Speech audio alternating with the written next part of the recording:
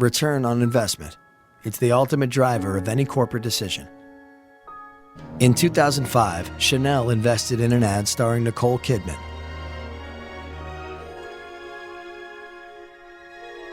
It is the most expensive ad ever produced, costing $20 million. I love you. In 2010, Pepsi took the same budget, $20 million, and they made a different kind of investment. They gave it away.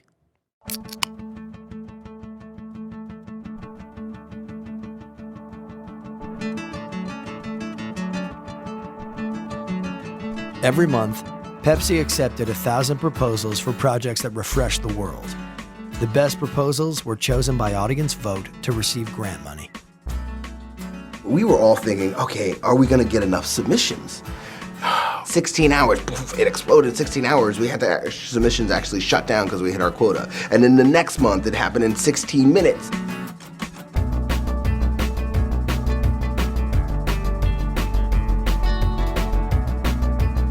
In its first year, Pepsi Refresh received 8 billion page views and 80 million votes. That's more votes than Barack Obama received in his presidential campaign. By comparison, Chanel's $20 million ad only has 4 million views on YouTube. Pepsi doesn't pretend that soda is healthy, but it redefined the brand by putting consumers in the driver's seat.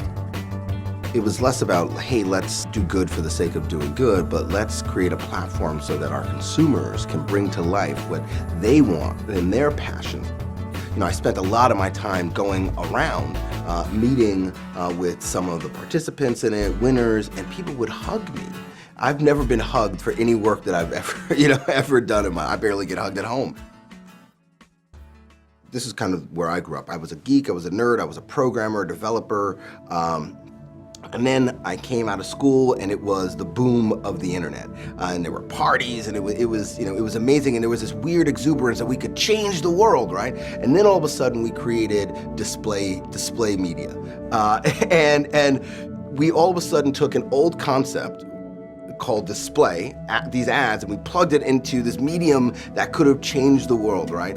Now I think we're breaking out of those old terms, and you have to kind of tear down this notion of advertising, which is stuck in this command and control paradigm. The stuff that you knew that worked before no longer works, and what's crazy is that that stuff worked for 100 years, and now all of a sudden, 20 years, it's all gone. And so that is a frightening time, and so I think that fear stops people from seeing the excitement on the other side.